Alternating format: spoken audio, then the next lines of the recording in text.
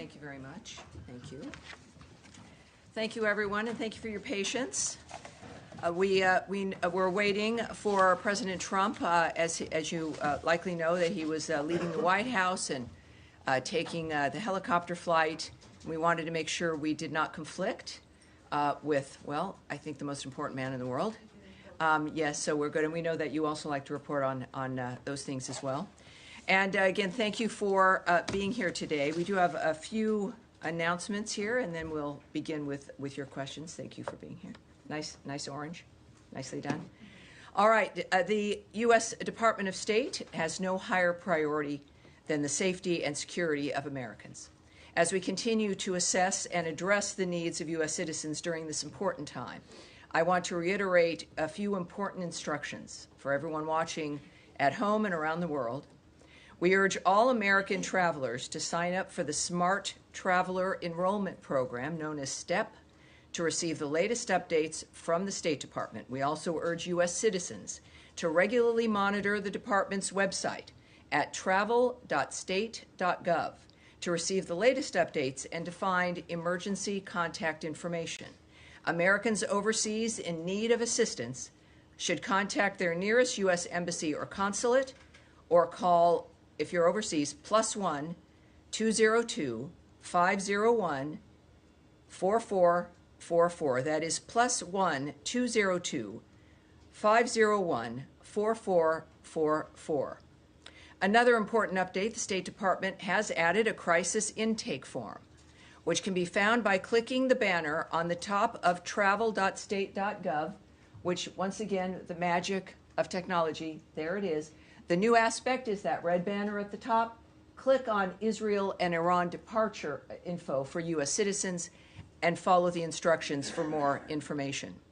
U.S. citizens in Israel and the West Bank who would like to receive information on departure assistance should fill out the form that this website will take you to. This crisis intake form will also allow U.S. citizens in Iran to register their information. We do not anticipate offering direct U.S. government-assisted departure from Iran. Americans seeking departure should take advantage of existing means to leave. The Department of State has provided information and support to over 25,000 people seeking guidance regarding the situation in Israel, the West Bank, and Iran.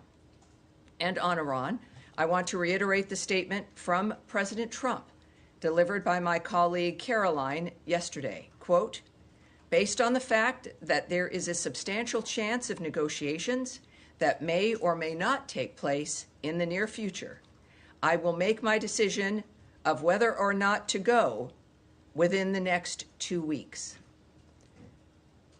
And now, with so much happening, there has been some news this week you may not have seen. After 3 days of talks, technical teams from the Democratic Republic of the Congo and the Republic of Rwanda initialed the text of a peace agreement on Wednesday. Next Friday, June 27th, Secretary of State Marco Rubio will witness the ministerial signing of that peace agreement right here at the Department of State, led by the foreign ministers of Rwanda and the Democratic Republic of the Congo.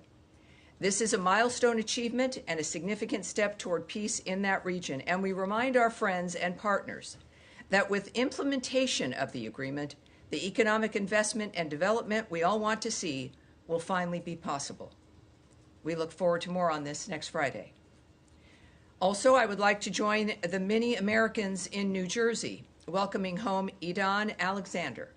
Held hostage by Hamas, his release is a reminder of our commitment to Americans wherever they may be in the world.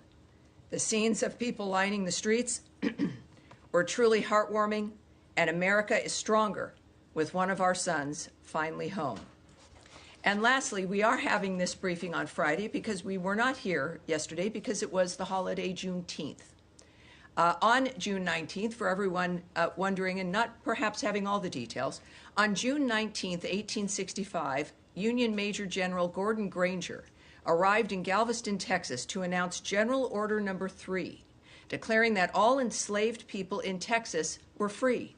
More than 2 years after President Abraham Lincoln's Emancipation Proclamation had officially ended slavery in Confederated States. in Confederate states, I should say.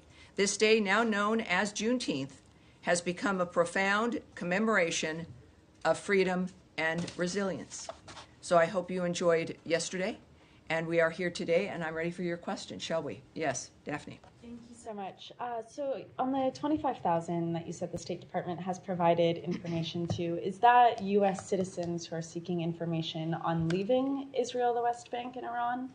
It's information in general. So it would be a combination, I'm sure, but it's a general information, conditions, perhaps departures as well, but general information. Okay, and do you have any numbers on the number of U.S. citizens that are seeking information on departing Israel or Iran? Those are not numbers that I will share at this time. Just as a reminder as well, while today is a bit different than the feeling of Tuesday, we are still in a dynamic where there are still hostilities, where there are still people in bunkers, where there is still a danger. Clearly, we've heard the statement from President Trump about his posture at this point. So we're still going to be careful for national security reasons, obviously, when it comes to what we can answer. So that's a number that I won't be able to give you today. Okay. All right. All right. And we will not, we'll do one more, but then we will continue on here. Yes, go ahead. Thank you. Just on Ambassador Huckabee's tweet, he said that the U.S. is working to get military, commercial, charter flights, and cruise ships for evacuation. Have any of those organized by the State Department evacuated American citizens yet? And if not, when is that expected? Again, I won't give details from this podium, but we know that at each embassy, they are posting actions that they're taking. We know that the Israeli embassy is doing that. So you could go to either travel.state.gov and get to the Israeli embassy, or go there directly, and you will see their statements. And I would urge you to do that directly when it comes to what the Israeli embassy is doing and what they've accomplished. Yes, sir. Thank you. Florida Governor Ron DeSantis chartered flights apparently for Americans in Israel seeking to leave and successfully got, I believe it's 1,500 out. I was wondering if those charter flights were coordinated with the State Department in any way, or was this done on some tangent? Well, I think that there's, and we know that there, of course, are some independent efforts to get American citizens out of those areas, and when we suggest that people take advantage of existing means, we would include, of course, the nature of other opportunities to leave, independent efforts, independent groups managing those dynamics. As far as the DeSantis effort, I would suggest you call the state of Florida, call his office, and I'm sure that they'll get you more information. All right, Nadia. Thank you, Tammy. Since the president said there is substantial opportunity for negotiation and has given it 2 weeks, why not send in a U.S. representative to join the Europeans with the Iranians in Geneva today? And second, Mr. Grossi is worried that if Bushehr reacted... Let me answer your first one first, if I may, and then we'll follow up with your second. First of all, Geneva is a discussion involving the Europeans. Of course, we're working on many different fronts and have from the beginning here in leading the nature of finding a solution to this problem. And we certainly continue to. The president's made it very clear. As he has, again, not just about this issue, but every other war and conflict that he's trying to stop. And also with his statement that he would allow to make a decision within the 2 weeks because of the potential. So those efforts continue on. How we're pursuing those efforts are up to the president, and he's making those decisions and anticipates that it might be worth waiting those 2 weeks. But other than, I can't characterize the why or the how. But I think it's important. One thing I think of the many that Americans have learned about President Trump is to believe what he says, to know that he'll deliver, and to not second guess the nature of the choices he's making. Great. And second, Mr. Grossi is worried about reaction coming from Bushehr if it was attacked. So are you worried that as a result of these attacks on any of the reactors that actually we might have a nuclear radiation? Well, certainly. I'm not going to speculate on the impact of the nature of what is transpiring in any country in this regard. I I know that Israel has issued statements afterwards in dealing with any concerns regarding the actions that they're taking, and I would refer you to the Israeli government in that regard. But I'm not going to speculate on a hypothetical dynamic at this point. All right, yes. With regard to the talks taking place today, well, concluded today in Geneva, does the Trump administration believe that they were productive in paving the way for diplomacy? Well, I don't want to characterize what the Secretary of State may think of what has happened. I know that the government as a whole, that we're hopeful for every new opportunity, every new effort to have this come to a conclusion that is diplomatic. That is something clearly we've seen in the president's posture. So while I won't be able to characterize it about what their opinions are at this point, I think at some point we may find that out. But I do know that we do hope that every effort is successful. Two more quick questions. Is the Secretary planning to get on the phone with any of those foreign counterparts that were in the meeting later today? Well, I know that, of course, he's headed to The Hague next week. And so I know conversations, no doubt, will happen there about a whole number of issues. All right. And then, yes, sir. Iran... We'll move on here. We'll move on here. Yes, sir. Go ahead. To the Secretary's Hague trip. When he was in Brussels in early April, he told us that it would take a few days or weeks, not months, certainly, for him to assess whether or not Putin was serious about ending the war. Today, we have all seen Putin's statements. So he himself made it clear that he has no intention to end the war and the killing. He even discussed, more territories to seize. I'm wondering, have you guys landed anywhere in terms of your conclusion about Putin's intention? Well, we know that since that point, I don't think he said days at that point, but he said a matter of weeks. And in that process, we saw our posture adjust in that framework. At the same time, as I've mentioned before, during negotiations, things sometimes progress, things change. That's the whole point of negotiations and conversations, is that you signal that how long it is generally that you're willing to wait, but that you would know if someone is serious. And then again, it's not a static environment as you're moving forward through that time. At the same time, we've heard since then some very blunt comments by President Trump about President Putin. We also know that the parties themselves have met directly. And I think that that's also where we've landed at this point in comments from both the President and Secretary of State, that the only way this is going to end is for the two parties to meet and come to a conclusion and a decision and some kind of an agreement. That is where it is. And of course, we are always present. We remain concerned and issued comments a couple of days ago about the nature of what's happening in Ukraine and the death of an American. So we are there. We have been, of course, Ukraine's biggest supporter, and we continue to hope for and work with and observe the nature of how the conversations are going at this point between the two parties. And that, like every other negotiation, can change one way or another. But that's our posture at this point. Of course, America is still involved, and we're clearly making our presence, our caring about the situation known, and that's where we're at this point. Point taken, time. But in light of today's comments, as I mentioned, Putin's comments, and also his press secretary said that now we have a strategic advantage, quote, why should we lose it? We're going to move forward.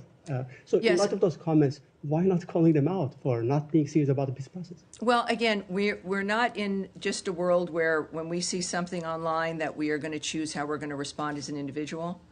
There are many different fronts always in every situation that we remain involved in. So it's not as simple as a single response to a single quote that came from a statement or something online. This is about dealing with certain situations in a complex manner. Only the president can make the decision about how to proceed. Only he knows all the elements about what's important and how we're going to make a difference. And that's where we have it. It is, as I term it, as I did a couple days ago, there is one guiding hand to the choices that we make, and that would include with Russia, Ukraine, and every conflict he's trying to stop. May I All ask right. one Yes. No. NATO-related We are going to move on here. Thank you, sir. Sorry to go back to Iran just for two more questions. Of course.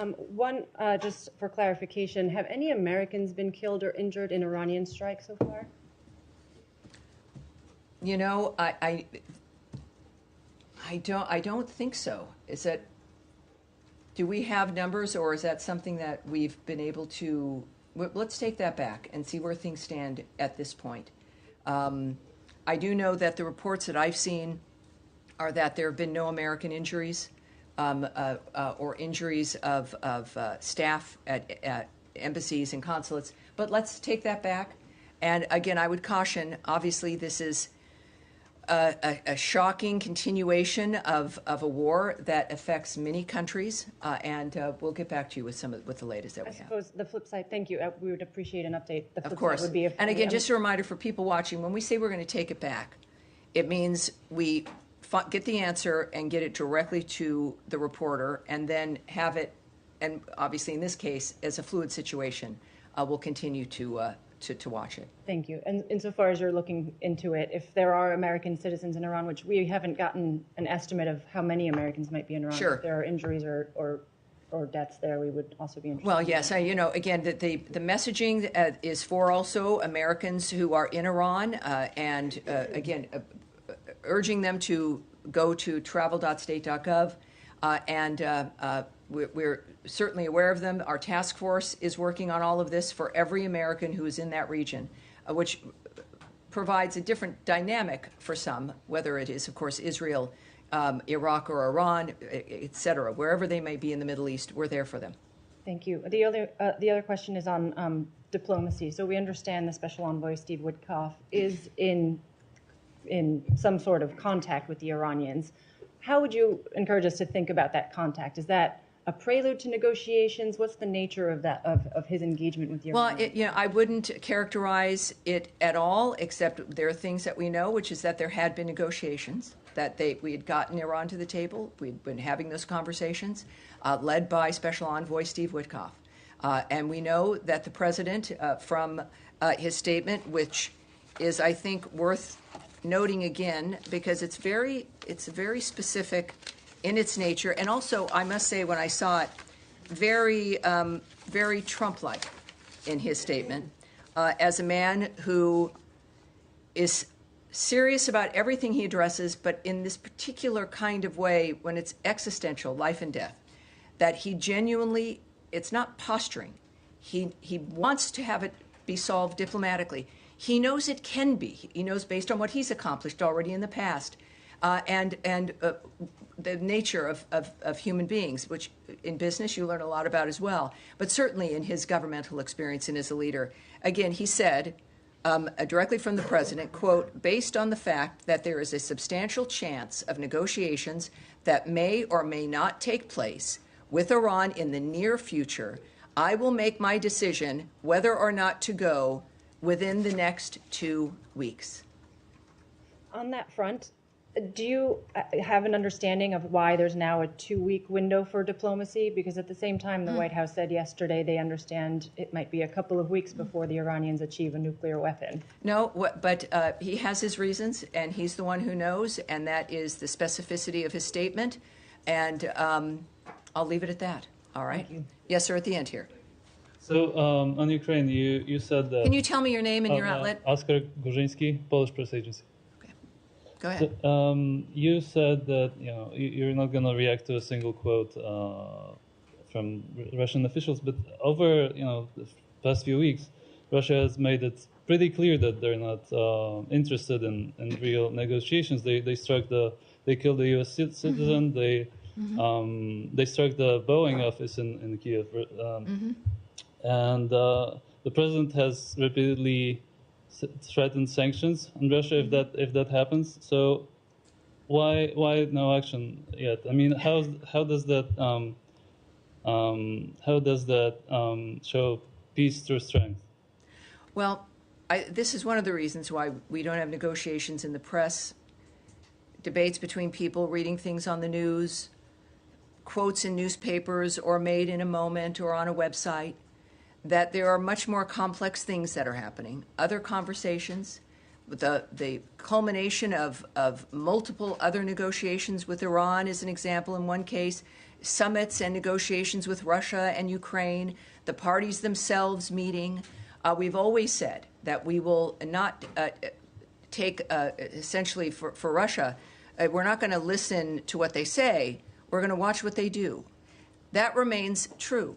But what you would do in this moment is not at issue. What matters are the people who've been involved for months now, dealing with the parties directly, the leaders of countries in the world, but the most powerful leader in the world right now, Donald Trump, who would likely know a little bit more about the nature of the situation than you or I.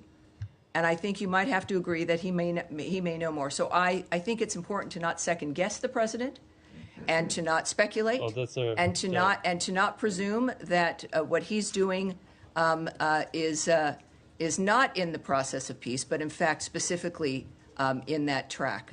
And I'm wondering for Matt Lee, who's been studious with his phone, if you do have something you'd like to ask or add. I actually do. I'm surprised. My question is about Matt Lee of the Associated Press, for those of you who don't know him. The 2 people in the world. Yes, sir. Go ahead. Of the 25,000, you said that you couldn't break it down. That's correct. How many were Israel, how many were West Bank, and how many were Iran. That's right. But is it correct that the only evacuation flight that has happened so far was the one for embassy staff and family members on Wednesday? I will not characterize that or agree with you or not. I won't give you an answer to that. Sorry. It's one of those things we can't hear. In the days prior to this conflict, I might go back and forth with you, but I can't answer that. Okay. Well, because there was a comment from the embassy spokesperson about so are you aware of when these people call? I assume they're calling the number that. Yes, they are. I've called that number. I don't know if many of you have. You called that number? You can call that number, and you'll get someone from. You don't go on to permanent hold. No, they're busier now. After the briefing Tuesday, they're busier. So, but be persistent and do the form online. That's always a good idea.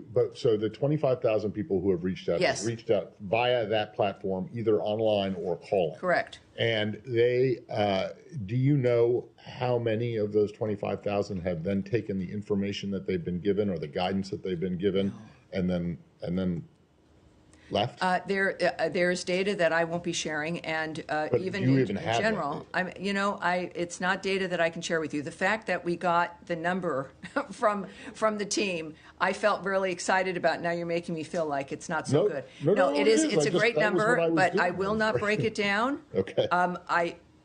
I will not go into descriptions that highlight a situation or an environment within this region of conflict. I don't think it's wise. All right, thank you. Thank you, sir.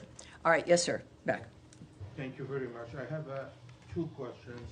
Regional sources reported that Iran is using human shields to protect its military bases and forces. Same thing Hamas did in Gaza. This tactic has reportedly been employed in several areas, including Kermanshah city in Iranian Kurdistan. Do you have any information on this, and would you please be willing to comment? What I can say, it's going to be brief. You won't necessarily like it, but I can say that we are aware of those reports, that the Iranian regime is using human shields to protect its military bases and forces, and I have nothing further for you at this time, but we are aware. Yes, sir. Next. Well, you have one more? Yes, one more. All right, and then we'll come directly to you. Yes, sir. Danny Danon, Israel's representative to the United Nations, claimed that Iran has attempted to assassinate President Trump and Prime Minister Netanyahu. He said today at the United Nations. Do you want to comment on it? No, I would suggest you contact the ambassador, but I have no comment on that. Yes, sir. All right, now, yes. Thank you, Tammy. To question one on Iran and the other one on Iraq. I'm sure you may have heard from the Iranian foreign minister, which he said that we are not coming back to the table unless the Israeli stops strikes on Iran. And they are not going to negotiate with the U.S.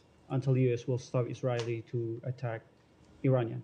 Are you willing to broker a ceasefire if that helps you to make a deal with the Iranian? Obviously, I can't speculate on that. I'm not going to characterize what's happening now or the reaction by the president or the Secretary of State to what those negotiations might be. So you know that's a standard basis here, is we're not going to do that. But as you do know, of course, from the president's remarks, is that he still holds out the hope for negotiations. And there's also been a reinforcement that Iran and its proxy should not target U.S. interests or personnel, and if they do, the consequences will be dire. So we can reinforce that. And of course, the ultimate red line, which has been repeated constantly, because it's what the president sees as being the most important aspect, is that Iran cannot have a nuclear weapon. That is not a negotiable dynamic. All right, yes, sir. Another question on Iraq. Yes, sir. Go ahead, please. Sorry. No, we'll keep going here. I have a non-Middle East question. Yes. We're getting reports that Japan has canceled the annual security talks known as 2+2 with Secretary Rubio and Defense Secretary Hegseth because of U.S. demands for them to increase their defense spending. Do you have any comment on this? And has Tokyo communicated with No, I have Washington? no comment on that at this point. Thank you. Yes, ma'am? Thank you. Tell me two questions, one on China and about the Iran and Israel war. It was reported that the Chinese cargo plane was headed to Iran. Has there been any detection of Chinese actions or cooperation to support Iran? Let's take that back, shall we? Get back to her with an answer on that. What is your next one, please? One more question, please. Iran's nuclear weapons are threatening the entire world. If the United States intervenes in a war between Israel and Iran, do you think it will need support or cooperation from its allies? Well, we've made very clear, I think there's, if anything is obvious to the world, it's that President Trump has demands regarding that situation. His concern is the fact that Iran can never have a nuclear weapon. We know, of course, since October 7th, Israel remains in the posture of defending itself and the existential threat that is posed in that region by Iran. Our efforts clearly reflect the president's commitment to diplomacy first, to diplomacy being the thing that he believes will and can succeed, but he's also a pragmatic man. And this is why it's probably the most transparent leader globally right now, is making it clear publicly about his positions and when he would be willing to be making decisions about that. But we are always working with our allies and our partners. It's clear, and that will be also evident when the President and Secretary of State go to The Hague for the NATO meeting next week. All right, now go ahead in the back. Yes, sir. Thank you so much, Jamie, on Bangladesh. Given UN Human Rights Commission Chief Volker Turk concern over the banning of political parties in Bangladesh, also Human Rights Watch has accused the UNIS-led interim government for arbitrarily targeting Awami League supporters. Does the U.S. consider this violation of democratic principle and condemn these actions?